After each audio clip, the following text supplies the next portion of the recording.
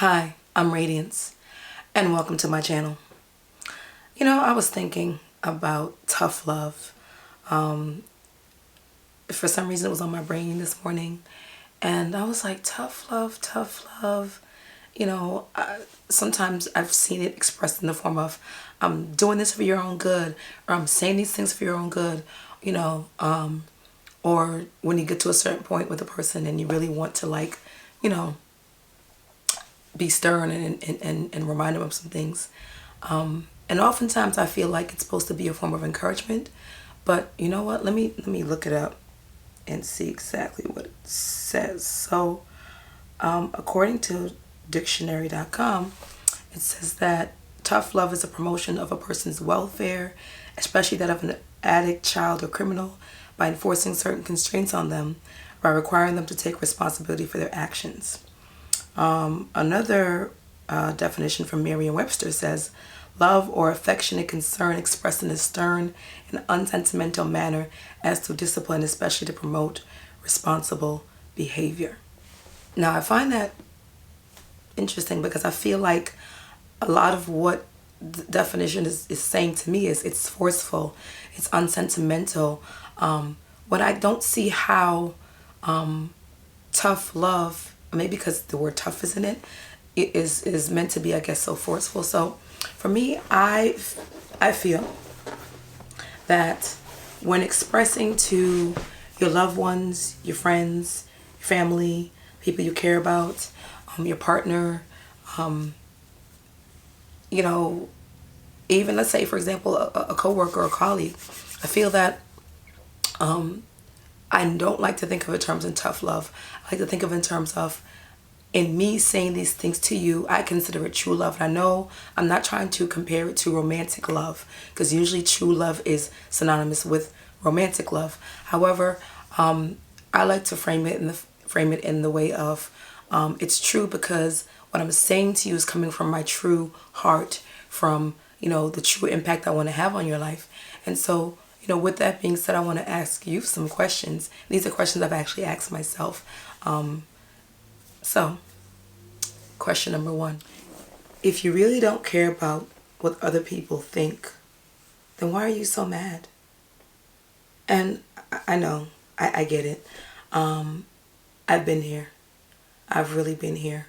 And oftentimes when you're in the feeling of being upset or mad, even based upon, anyone's criticism, it's like, I don't care. But actually, if you search yourself, you do. Look, I'm an artist. I'm a creative. You know, from the time that I was a young girl until now, I've been a creative in different forms. When I was a little girl, I used to actually draw my own paper dolls and to actually draw their own clothes. And so I was a little fashionista, playing with little paper dolls that I created in their outfits. And then I began to get into writing and poetry, and then, spoken word and, oration of my work and my expression. And then in the kitchen and cooking, and the different forms of my life, it showed up. And, I think you've heard it said, I'm sensitive about my ish, right? As a creative. And I am. But sometimes the reason why we get that way is because we actually do care. Now, I'm not saying that you should not care at all, but truthfully, when you're in your purpose, when you're in your flow, when you're moving in that which you're called to do, and I'm going to say this to you, that which you're called to do doesn't always mean your career or your job. You could be called to be a mother as a woman. You could be called to be a parent as a woman or a man, right? You could be called to be that support for your grandparents, right? You could be called to be that person for your family that holds it together and that puts gatherings together. Your calling does not always mean that it's your job or your career. Whatever you're called to do today, right? Show up fully. Show up as yourself. And I believe as long as you operate in that, in your truth, with love, it all works out. And here's the thing. Why shouldn't you care what other people think? Because guess what? People are always going to have opinions. And those opinions aren't always going to align or be in agreement with what you think. And the other thing is, when you start to express outside of yourself, when you start to speak, when you start to create, when you start to put out a message to the world, and it could be to just your neighborhood or even just your direct family, guess what? Because you're you and someone else is someone else, they're not always going to be understanding of what you're trying to do. Even if you explain it, sometimes even in explaining it and giving written instruction as to this is what I was doing, this is what I was saying, then doesn't mean it's always going to be understood. But as long as you deliver it with a clear mind, a clear heart, and, like I said, it's your awesome, amazing self and your truth, then it all works out. So, question once again. If you don't care what other people think, then why are you so mad? If you really know your worth, then why do you allow other people to define that for you? Now, let's talk about that. Self-worth, self-esteem, self. It's all about you, right? And so when I say that, I mean, who are you? Like, who are you as a self? Knowing your worth, I feel like that said a lot about a woman. Know your worth, know your worth. But guess what? I feel like knowing your worth is something that's a continuous life work. You don't always get it on the first time. And sometimes in life, we tend to figure that out, right? Let's say you go for that job and you ask for, you get the job. And then you're in the job for a year or so and you say, you know what? I believe I was meant to, get more money, and you ask for a raise and you get it, right? The next time around, let's say a promotion comes up. Sometimes if you're not reminded or you forget your worth, because it can happen, right? Sometimes you'll kind of be a little resistant to going for that next position or going to that next level or asking for more.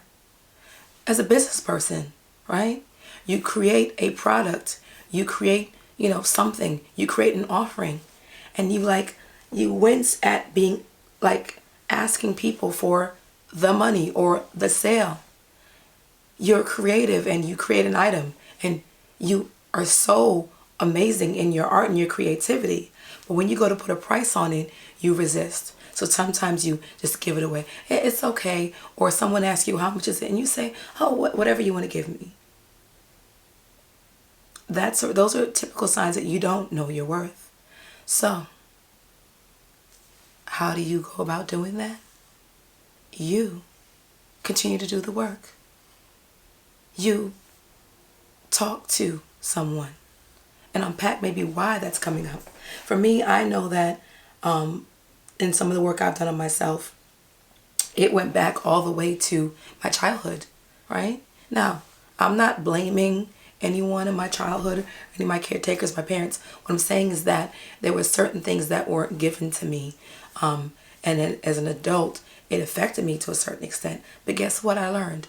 I learned that I was showing up in certain ways as an adult because I was still holding on to how I was treated, what I was told and not told as a child. And as an adult, guess what? I have the choice to reframe that. I have the choice to change that. I actually have a choice to now be another person, to evolve, to heal, and to shut that out. Because guess what? That was yesterday. That was 10, 20 years ago. That was then, and this is now. So in the now, create, express, and know your worth now. Do not let the past or other people outside of yourself define your worth. So know your worth.